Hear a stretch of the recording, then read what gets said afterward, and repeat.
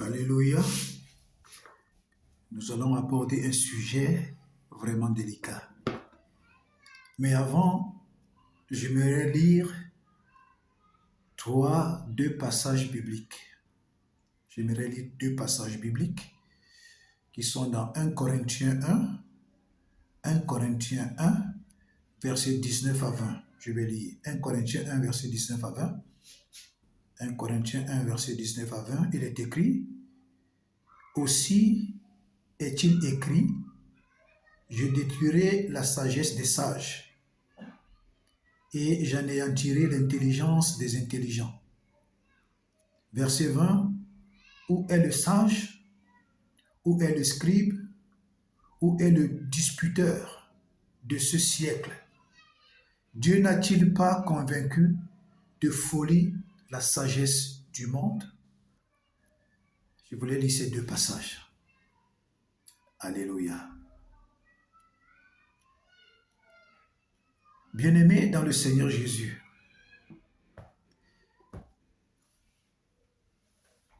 avant d'entamer mon propos,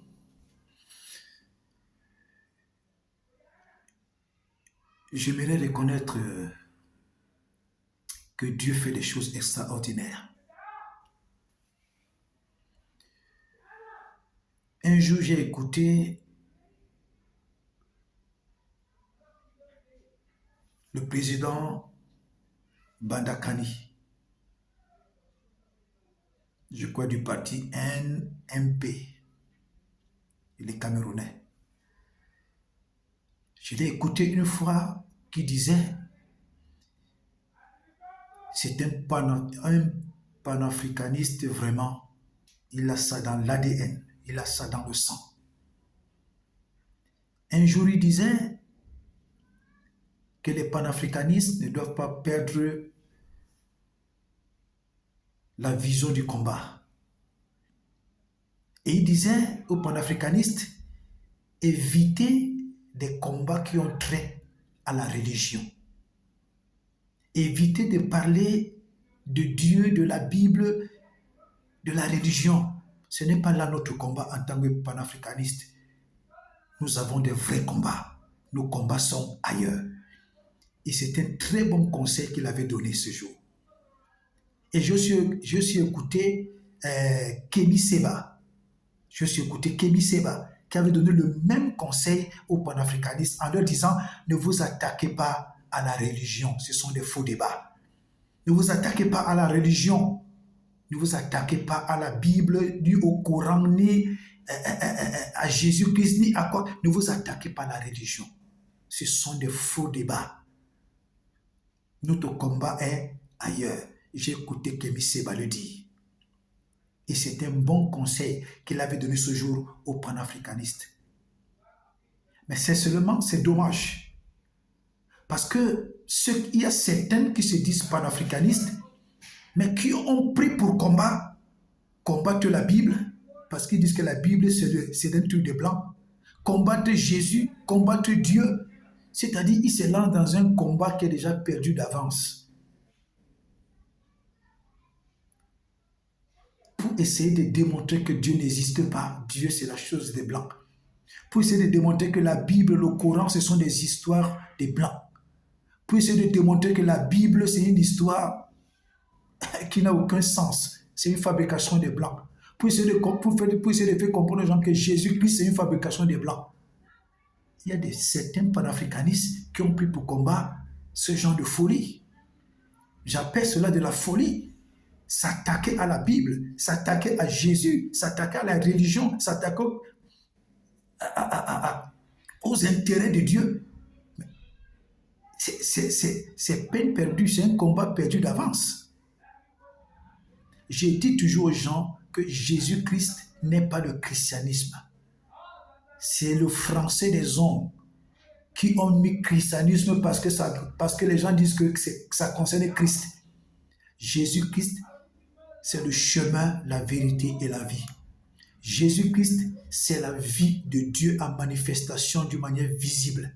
Jésus-Christ, c'est la haute et la plus puissante de toutes les sécurités visibles et invisibles. Jésus-Christ, c'est la perfection de la vie de Dieu sur terre.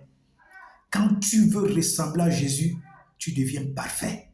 Quand tu veux faire comme Jésus, tu deviens parfait. Quand tu veux ressembler à Jésus, tu deviens parfait.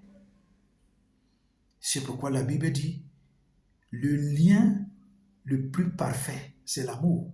Jésus-Christ, c'était l'incarnation même de l'amour de Dieu sur la terre. Donc, les hommes peuvent être parfaits. Si Dieu dit que les hommes peuvent être parfaits, ça veut dire que les hommes peuvent être parfaits, mais les hommes ne font aucun effort pour devenir parfaits. Si Dieu l'a dit, ça veut dire que c'est possible. Mais parce que parfois, nous sommes dominés, les hommes sont dominés par la faiblesse de leur chair et ils disent que c'est impossible. Mais certains disent qu'il y a la perfection dans le mysticisme. Bon, ça c'était juste une parenthèse. Comme pour dire quoi, certains noirs africains, vraiment, qui ont fait des grandes études, ils ont même fait de l'égyptologie, ils ont fait des grandes études, ils ont dépensé beaucoup d'argent juste pour venir combattre la Bible, juste pour venir dire que Dieu n'existe pas, juste pour venir dire que Jésus-Christ c'est une histoire des Blancs. Mon frère, donc tu as dépensé tout cet argent-là pour venir t'attaquer aux intérêts de Dieu. Mais c'est peine perdue. Parce que tous ceux qui ont pris ce chemin ont péri d'une manière mystérieuse. Ce direct, cette vidéo, c'est pour sensibiliser ceux qui se disent panafricanistes, pour s'attaquer uniquement à Dieu, pour dire que Dieu n'existe pas, pour s'attaquer à la Bible, pour dire que la Bible c'est la chose des Blancs, pour s'attaquer à Jésus, pour dire que Jésus c'est une histoire des Blancs. Mon frère, cette vidéo est pour toi, fais très attention. Tous ceux qui ont pris ce chemin ont péri mystérieusement. Mystérieusement. Vous connaissez certains.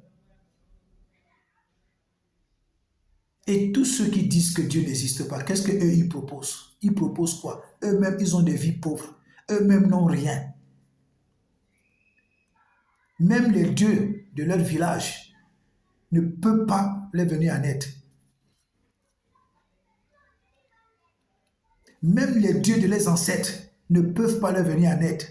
Ils se coupissent dans la misère, la pauvreté, ils coupissent dans les dettes. Qu'est-ce que vous proposez aux autres? Quand vous dites que Dieu n'existe pas, vous proposez quoi? Vous ne proposez rien de bon. Alléluia. Ah oui. Et j'aimerais aussi dire à certains pasteurs, à certains chrétiens, surtout à mes frères du Congo, arrêtez les débats musulmans chrétiens. Ça ne sert à rien. Allez évangéliser, sauver des âmes. Des débats chrétiens musulmans pour essayer de démontrer que Jésus-Christ n'est pas Dieu. Jésus-Christ est Dieu. Il n'y a pas de débat dessus. Ne faites pas des débats avec des musulmans sur les chaînes de télévision. Je vais vous dire pourquoi. Les chrétiens qui sont faibles, les chrétiens qui ne sont pas encore matures, les chrétiens qui n'ont pas encore la maturité spirituelle, les chrétiens qui ne sont pas encore affermis, quand ils suivent vos débats, ça détruit leur foi, ça détruit leur engagement, ça détruit leur détermination, la petite détermination qu'ils avaient. Et laissez-moi vous dire, chers pasteurs, qui allaient faire des débats télévisés musulmans chrétiens, la foi des chrétiens qui se refroidissent à cause de vous, Dieu va vous réclamer leurs âmes. Arrêtez ces débats-là. Que Jésus-Christ soit bleu, blanc, noir, kaki, violet. Que Jésus-Christ soit blanc ou noir, qu'il soit Dieu ou qu'il ne soit pas Dieu. La Bible dit dans Jean 14, verset 6, que Jésus-Christ est le chemin, la vérité et la vie. Donc quand tu as Jésus, tu as la vie éternelle. Quand tu n'as pas Jésus, tu n'as pas la vie éternelle. Arrêtez les débats là. Il est Dieu ou il n'est pas Dieu. Arrêtez ces débats. Ce sont des faux débats. Ce sont des faux débats. C'est pourquoi je bénis un homme de Dieu, un Camerounais, le prophète Tate, l'apôtre Tate, qui a dit un jour qu'il ne peut pas jeter de son temps pour aller faire des débats sur la Bible, des débats sur Jésus, des débats sur Dieu. C'est un perdant. C'est un perdant. Et tous les pasteurs et des enfants de Dieu qui se lancent dans ce genre de débat, ça veut dire que vous-même, vous ne connaissez pas qui est Jésus. Quand je connais qui est Jésus, je ne peux pas aller participer à ce genre de débat. Même si on m'invite, je n'irai pas. Parce que Jésus ne s'explique pas, on le vit. Jésus ne se parle pas comme ça, on le vit. On le vit. Même les musulmans savent que dans le Coran, il est dit que Issa est fils de Dieu, Issa est Dieu, Issa est éternel. Dans le Coran, c'est écrit. Eux-mêmes savent que Jésus-Christ est Dieu. Mais ceux qui viennent faire des débats avec vous savent déjà que Jésus-Christ est Dieu, mais ils viennent vouloir vous mettre en difficulté pour refroidir beaucoup de chrétiens. Sortez de ce débat. Ça ne sert à rien. Moi, j'ai fait l'école biblique avec des musulmans. J'ai fait l'école biblique avec des musulmans. Il y a des musulmans qui abandonnent l'islam, qui viennent à Jésus. Il y a des chrétiens mal affermis qui abandonnent Jésus, qui partent dans l'islam. Aujourd'hui, vous voyez, dans des pays comme certains pays comme l'Algérie, où les musulmans sont en train d'abandonner l'islam en masse pour venir à Christ. Pourquoi vous partez faire des débats qui n'ont pas lieu? Arrêtez ça, frère. Je parle surtout à mes frères pasteurs du Congo. Vous qui prenez Jésus, la Bible comme une affaire de business, une affaire d'aventure. Non, la Bible est sacrée. N'allez pas sur des chaînes de plateau pour essayer de démontrer qui est Jésus. Non, Jésus est Dieu, point final. On ne démontre pas qui est Jésus. Arrêtez ça. Arrêtez les aventures. Prenez la chose de Dieu au sérieux. Prenez la chose de Dieu au sérieux. Arrêtez ça. Les affaires de Dieu, ce n'est pas la concurrence. Si quelqu'un veut faire la concurrence, qu'il aille faire ça avec le diable. Qu'il aille faire ça avec quelqu'un d'autre. Alléluia. Alléluia. Ok, c'était juste une parenthèse, nous continuons. Je voudrais dire quelque chose à mes frères panafricanistes.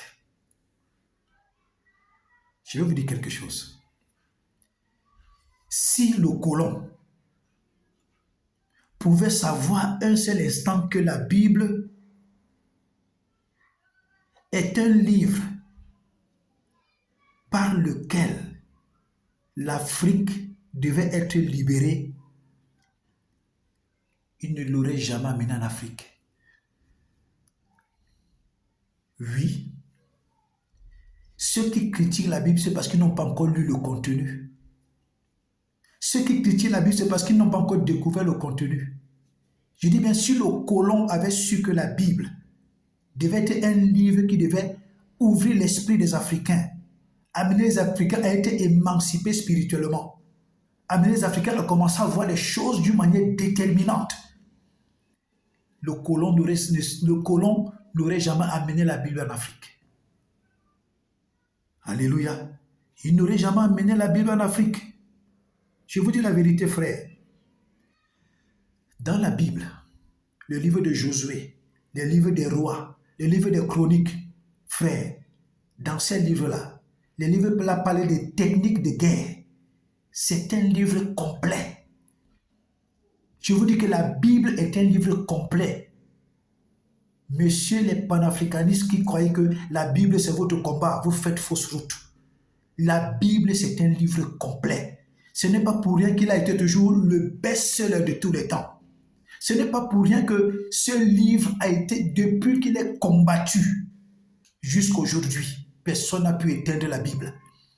Même ceux qui se sont engagés à la falsifier, à tort de tout, ils sont fatigués, ils sont même morts, la Bible est restée. C'est le meilleur livre de tous les temps. Je dis, quand vous lisez bien Josué, les livres des rois, les livres des chroniques, la Bible vous parle, ça dit les versets bibliques, les chapitres là vous parlent des techniques de guerre. Je dis des techniques de guerre. C'est pourquoi je dis à ces panafricanistes là qui veulent combattre la Bible, je dis vous êtes des sorciers.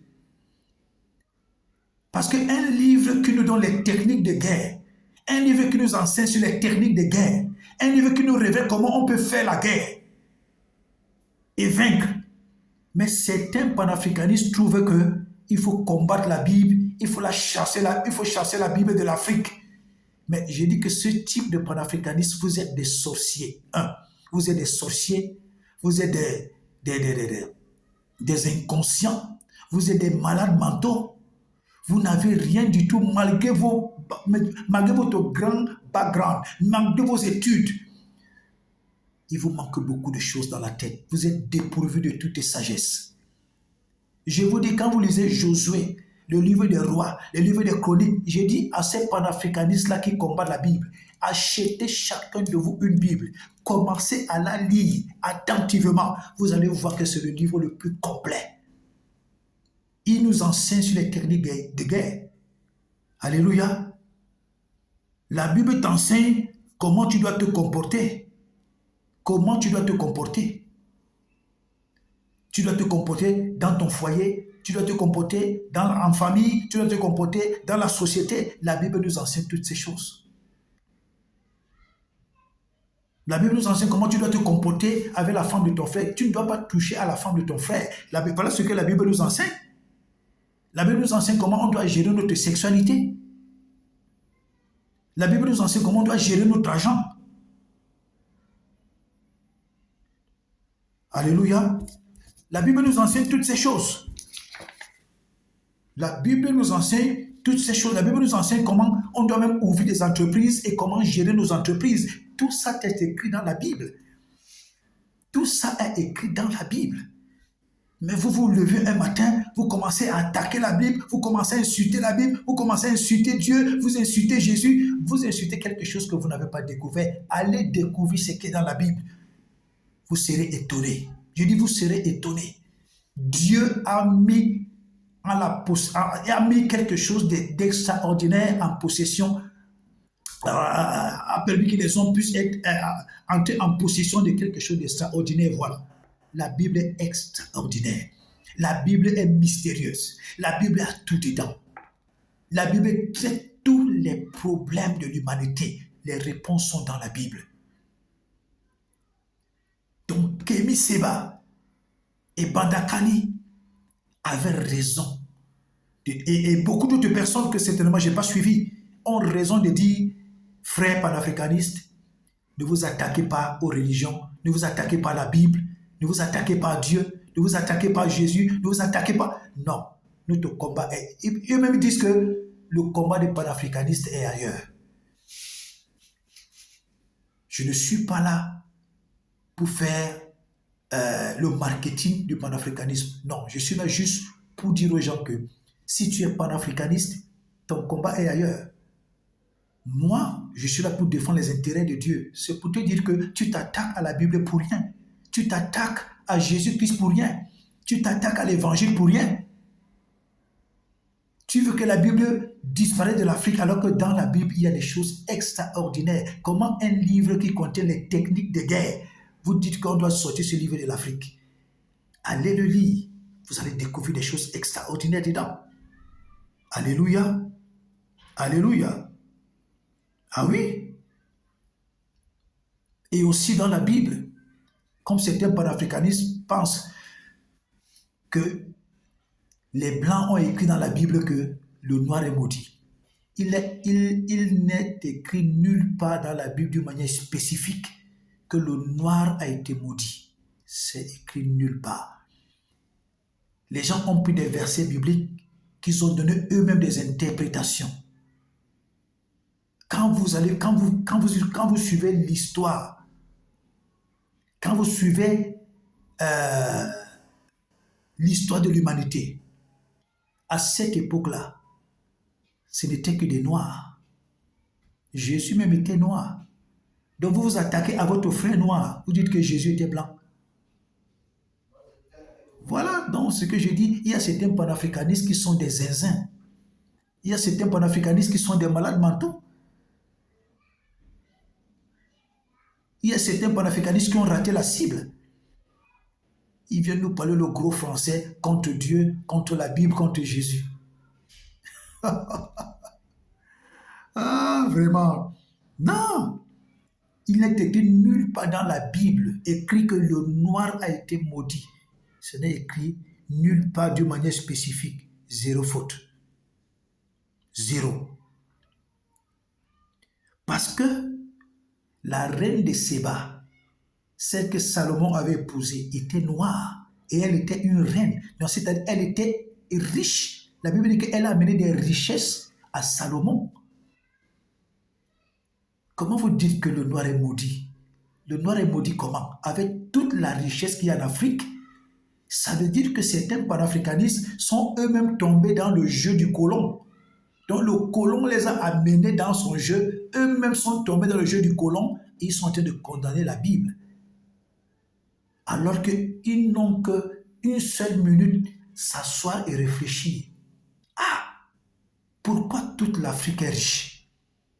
Et on dit que les Africains sont maudits. Pourquoi toute l'Afrique est riche? On dit que les Africains sont maudits? Non, l'Africain se maudit lui-même. Ce n'est pas la Bible qui maudit l'Africain. L'Africain se maudit lui-même parce qu'il fait des choses qui sont contraires à ce que Dieu a dit dans la Bible. Dieu dit ne couche pas avec la femme de ton frère. L'Africain couche avec la femme de son frère. Dieu dit ne couche pas avec la femme de ton père. L'Africain, il couche avec la femme de son père. Et quand son père meurt, il prend les femmes de son père comme ses propres femmes. Dieu dit ne pratique pas la sorcellerie. L'Africain pratique la sorcellerie. Dieu dit évitez la jalousie, ne tuez point. L'Africain pratique la jalousie et il tue. Mais quand l'Africain lui-même fait des choses qui sont contraires à la Bible, quand l'Africain lui-même fait des choses que Dieu même condamne, c'est-à-dire que l'Africain se condamne lui-même. Dieu va jusqu'à dire que ne déplace pas la borne de ton prochain, c'est-à-dire que ne prends pas le terrain de ton prochain, ne prends pas la femme de ton prochain, ne fais pas du mal à ton prochain. L'Africain le fait. C'est-à-dire que l'Africain se maudit lui-même. Ce n'est pas la Bible qui maudit l'Africain. Ce n'est écrit nulle part que Dieu a maudit l'Africain. L'Afrique est extrêmement riche, mais qu'est-ce qui fait que les Africains soient maudits? Ils se maudissent eux-mêmes par leurs propres pratiques. Regardez dans nos villages, la sorcellerie, la haine, la jalousie, le vampirisme, les sectes pernicieuses, Rose-Croix, franc-maçonnerie, bouddhisme, la magie traditionnelle, c'est toutes ces choses qui maudissent l'Afrique. Et Dieu va jusqu'à dire que quand tu commets l'adultère avec la femme de quelqu'un, l'acte que vous avez posé maudit la nation. Donc ce sont les Africains qui se maudissent eux-mêmes. Laissez la Bible tranquille. Laissez la Bible tranquille. Laissez Jésus tranquille. Vous vous maudissez vous-même, Africains. Vous vous maudissez vous-même. Comment un pays peut être riche? Un continent comme l'Afrique est riche, mais il se laisse dominer par d'autres personnes à cause des sectes pernicieuses. Maintenant, vous venez condamner la Bible. La Bible n'a rien à voir dans ça. Vous êtes battus vous-même entrer dans des sectes pernicieuses. Vous vous faites asservir, vous vous faites dominer. L'Afrique est en train d'être dépouillée. Où est le problème de la Bible dedans? Si les Africains avaient pris la Bible au sérieux, si les Africains avaient compris que la Bible est un instrument puissant que Dieu leur a donné pour leur émancipation culturelle, financière, politique, militaire, pour l'émancipation totale de l'Afrique, c'est que les Africains devaient dire à Dieu merci tous les jours. Parce qu'il y a tout dans la Bible. Je vous dis qu'il y a tout dans la Bible. J'ai dit qu'il y a tout dans la Bible. Vous voyez les Blancs, malgré tout le bruit que les Blancs font là, vous ne voyez pas les débats où les Blancs disent que Dieu est maudit, Dieu est... Non, ils ne s'occupent pas des affaires de Dieu, ils ne touchent même pas là-bas. Mais ce sont certains Africains qui ont le toupet de s'attaquer à Dieu. Ils ont le toupet de s'attaquer à la Bible. Ils ont le toupet de s'attaquer à Jésus. Je peux dire, certains panafricanistes et certains Africains maudits.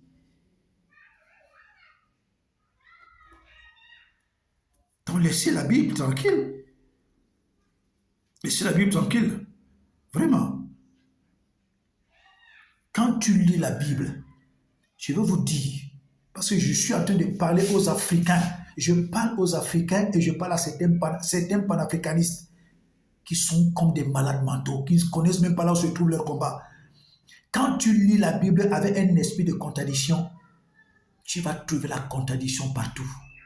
Et tu vas croire que ce sont des contradictions. Or, c'est ton cerveau qui te joue des sales tours. Vous allez voir.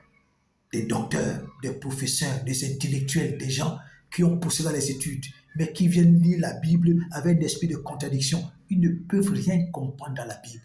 C'est un livre mystérieux. Quand tu viens lire la Bible avec un esprit de contradiction, Dieu va te donner de découvrir les contradictions dedans, qui ne sont pas des contradictions, mais qui sont des contradictions pour toi.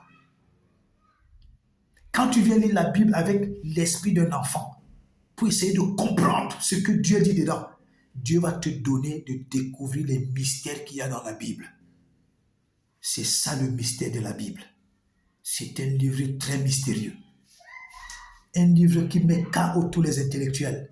Ils pensent que la Bible, c'est un truc des intellectuels. Non, c'est pourquoi la Bible, si même quelqu'un qui n'a pas fréquenté, dès qu'il commence à la lire avec un esprit pour comprendre, un esprit pour apprendre, un esprit pour découvrir ce qu'il y a dans la Bible, Dieu lui donne le Saint-Esprit. Dieu ouvre ses yeux et il commence à comprendre les mystères qu'il y a dans la Bible. Ce n'est pas une affaire d'intellectuel. Tu peux être docteur, tu peux être professeur, tu peux avoir les plus gros diplômes. Mais la Bible, si, tu ne vas jamais la comprendre tant que tu viens la lire avec un esprit de contradiction. Alléluia. Ok. J'aimerais donc dire également que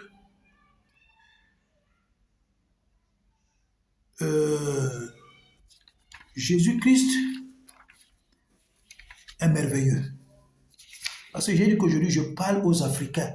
Je parle à certains Africains et je parle à certains panafricanistes.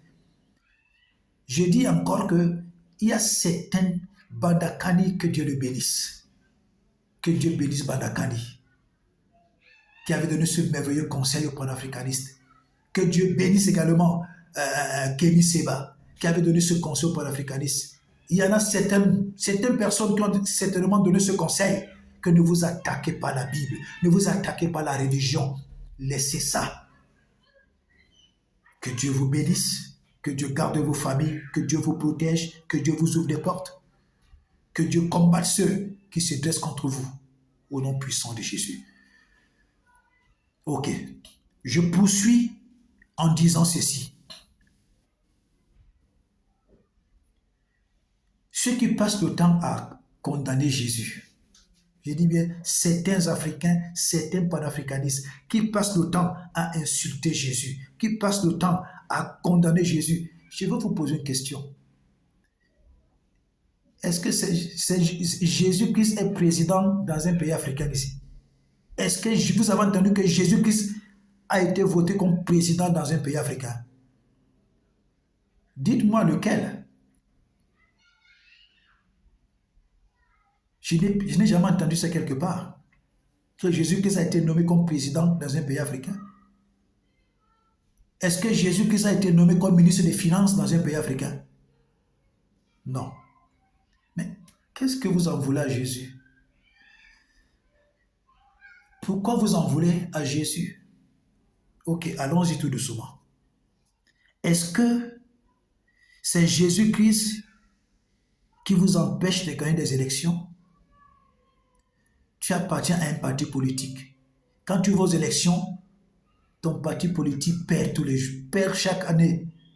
Ils n'ont jamais gagné des élections. Ton parti politique n'a que du bavardage. Du bavardage rien que du pipeau.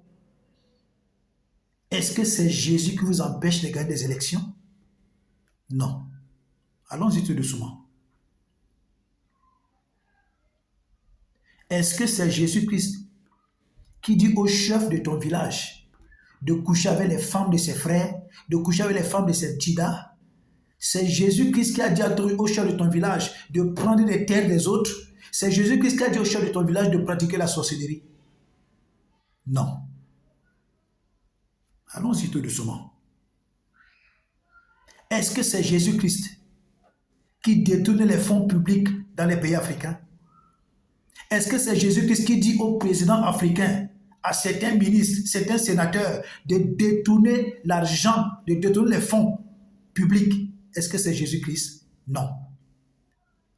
Est-ce que c'est Jésus-Christ qui vient gérer les présidences, qui vient gérer les sénateurs, qui vient gérer les ministres? c'est Jésus-Christ qui vient gérer les fédérations de football? Non. Les gens volent là-bas. Les gens détournent. Est-ce que c'est Jésus-Christ qui détourne tout ça? Non. Mais qu'est-ce que vous en voulez à Jésus? Je vous amène pas à pas pour que vous compreniez que ce sont vos cerveaux qui ont des problèmes. Allons-y tout doucement. Est-ce que c'est Jésus-Christ qui vient piller le sous-sol africain? Non. Est-ce que c'est Jésus-Christ qui vient mettre la corde au cou des présidents africains de vendre tous les biens, de vendre le sous-sol africain? Non. C'est Jésus-Christ qui dit qu'il faut exploiter le pétrole des Africains, exploiter le cobalt au Congo. C'est Jésus-Christ? Non. C'est vous-même les Africains qui dilapidez les trésors, qui dilapidez votre sous-sol.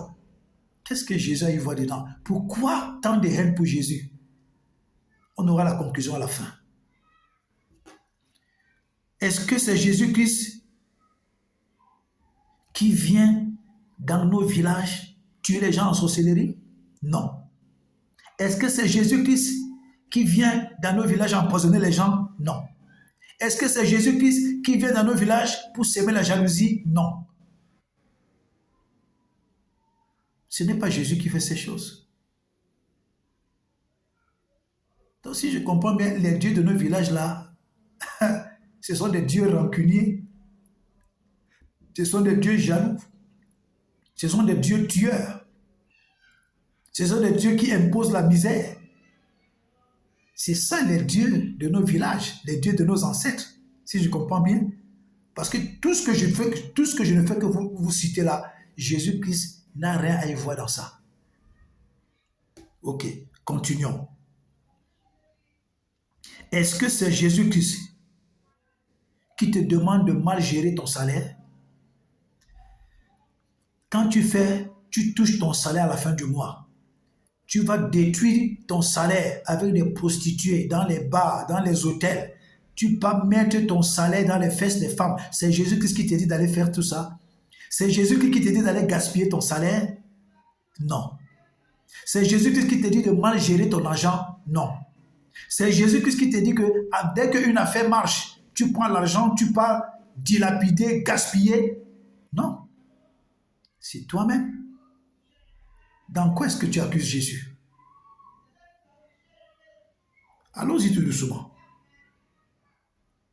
Est-ce que c'est Jésus-Christ qui t'envoie empoisonner ton frère? C'est Jésus-Christ qui t'envoie empoisonner ta sœur? Est-ce que c'est Jésus-Christ qui t'envoie tuer les gens par du poison? Non. Parce que Jésus nous a recommandé quoi? Aime ton prochain comme toi-même. Ça veut dire que comme toi, tu ne t'aimes pas toi-même, c'est comme ça que tu peux empoisonner d'autres personnes. Pourquoi vous accusez Jésus? Continuons. Est-ce que c'est Jésus-Christ qui signe des accords de servitude? J'appelle ça des accords de servitude avec certains pays. Ce n'est pas Jésus qui nous envoie dans ça. Est-ce que c'est Jésus qui nous envoie signer certains accords de coopération dans lesquels les pays africains sont dans la servitude? Ce n'est pas Jésus qui vous envoie. Est-ce que c'est Jésus qui vous envoie prendre tout le temps de l'aide au développement alors que vous savez que ce sont des pièges de servitude? Ce n'est pas Jésus. Ce n'est pas Jésus. Hein? Ce n'est pas Jésus. Est-ce que c'est Jésus qui te dit Est-ce que c'est Jésus qui t'empêche de faire le bien? Non. Est-ce que c'est Jésus qui t'envoie tromper ta femme? Est-ce que c'est Jésus qui te dit de manquer de respect à ta femme? Est-ce que c'est Jésus qui t'a dit d'être un mauvais père, un mauvais chef de famille? Est-ce que c'est Jésus qui t'a dit d'être un chef de famille irresponsable? Ce n'est pas Jésus. D'où vient-il que tu puisses faire des campagnes contre Jésus? Allons-y tout doucement. On aura la conclusion à la fin. Est-ce que c'est Jésus qui pousse nos enfants à la prostitution? Est-ce que c'est Jésus qui envoie tes enfants à la prostitution? Est-ce que c'est Jésus qui envoie les enfants africains se prostituer, boire du vin, manquer du respect à leurs aînés? Ce n'est pas Jésus. Ce n'est pas Jésus. Parce que Jésus dit, honore ton père et ta mère. Honore ton père et ta mère afin que tu vives longtemps. Jésus-Christ impose aux petits frères de respecter leurs aînés. Est-ce que c'est Jésus qui vient dire dans nos pays que les petits frères doivent mépriser les grands frères? Est-ce que c'est Jésus qui vient dire que parce que le petit frère a l'argent, il peut mépriser ses grands frères? Jésus n'a pas dit ça. Tout ça vient d'où? Parce que l'homme croit qu'il est plus sage que Dieu. Allons-y. Est-ce que c'est Jésus-Christ qui t'empêche de réussir? Non. Jésus ne t'empêche pas de réussir, puisque lui, il dit dans la Bible, de riche qu'il était, il s'est appauvri afin que vous soyez enrichis. Dans la Bible, il dit, demandez et vous recevez. Tout ce que vous demandez à mon nom, je le ferai. Voilà ce que Jésus dit. Voilà ce que Jésus dit. Donc je vais tout simplement conclure en disant ceci. Certains noirs, certains Africains noirs sont dignes de respect, sont dignes d'honneur, sont dignes qu'on les donne le café, sont dignes qu'on les prenne au sérieux. Ils sont pleins. Sans oublier Patrice Nouma du côté des États-Unis. J'écoute beaucoup de gens. Je suis un homme public, j'écoute beaucoup de gens. Il y a des Noirs, Africains noirs. Je préfère parler de l'Afrique noire. Bon, l'Afrique blanche, on en parlera un jour, un autre jour. Qui sont dignes de respect.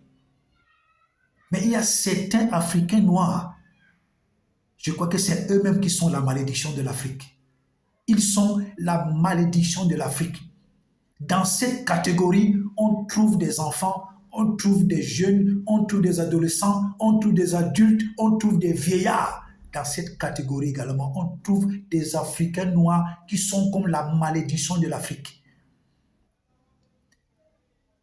Ceux qui trouvent qu'il faut s'attaquer à Dieu, commencent à dire aux gens que Dieu n'existe pas. Ceux qui trouvent qu'il faut s'attaquer à la Bible, commencent à dire aux gens que la Bible c'est le livre des Blancs. Je vous dis toujours que la Bible n'est pas le livre des Blancs. Si les Blancs, le colon, savaient que dans la Bible, il y a tous les trésors, ils ne seraient jamais venus en Afrique avec la Bible. Quand vous écoutez cette vidéo un peu plus haut, vous allez comprendre les bienfaits de la Bible. Il y a certains Africains qui, malgré leurs études, malgré leur doctorat, malgré leur diplôme de professeur, malgré leur gros français, mais ce sont des bavards, ce sont des nullards, toujours en train de jacasser. Ils ne produisent rien, ils n'apportent rien, mais ils trouvent que la chose sur laquelle il faut s'attaquer, c'est Dieu, c'est la Bible, c'est Jésus.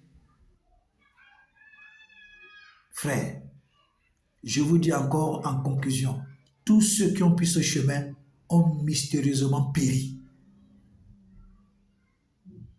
Je parle à certains de mes frères, à certains panafricanistes qui ont trouvé que leur combat, c'est s'attaquer à la Bible. C'est dire aux gens que Dieu n'existe pas. C'est dire aux gens que Jésus, c'est l'affaire des Blancs. Tous ceux qui se sont engagés dans ce jeu-là ont mystérieusement péri.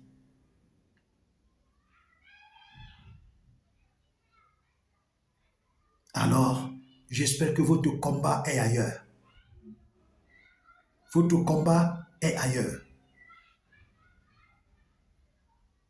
Que Dieu bénisse l'Afrique, que Dieu répande sa puissance sur l'Afrique, que Dieu envoie ses anges de combat sur toute l'Afrique, que Dieu libère le feu de son Saint-Esprit sur toute l'Afrique, que Dieu libère son armée céleste sur toute l'Afrique, que Dieu garde tous ceux qui ont le cœur pour l'Afrique, que Dieu bénisse toutes les nations, toutes les âmes qui vivent dans les nations, que Dieu se souvienne de tous ceux qui le servent. Que la puissance du Saint-Esprit répande le salut de Dieu dans toutes les nations. Que la puissance du Saint-Esprit répande le feu de la conversion dans tous les cœurs. Que la puissance du Saint-Esprit répande le feu de la repentance dans tous les cœurs. Que Dieu sauve les homosexuels, que Dieu sauve les lesbiennes, que Dieu sauve les pédophiles, que Dieu sauve les prostituées, que Dieu sauve les alcooliques, que Dieu sauve ceux qui sont complètement accros au tabac, que Dieu sauve ceux qui vivent dans un adultère, une fornication diabolique. Que la puissance de la repentance touche leur cœur. Que le feu du Saint-Esprit se répande puissamment dans leur cœur. Que le feu de Dieu les embrase et qu'ils soient libérés de tous ces mauvais esprits au nom puissant de Jésus. Que Dieu bénisse le continent africain, que Dieu bénisse le continent européen, que Dieu bénisse le continent asiatique, que Dieu bénisse le continent américain, que Dieu bénisse le continent, comment ça s'appelle là? J'ai tellement parlé que j'ai oublié. Que Dieu bénisse toute la terre qu'il a créée et qui commence à déraciner toutes les mauvaises graines, qui commence à évacuer l'ivraie. Tous ceux qui sont comme des ivraies dans des gouvernements africains, tous ceux qui sont comme des livrets dans les nations africaines, tous ceux qui sont comme des livrets dans nos pays africains, que la main de Dieu les mette hors d'état de nuire. Que la main de Dieu les mette hors d'état de nuire. Physiquement comme spirituellement, que la main de Dieu les mette hors d'état de nuire et que la puissance de Dieu établisse sa volonté parfaite dans toutes les nations de l'Afrique et dans toutes les nations du monde au nom puissant de Jésus.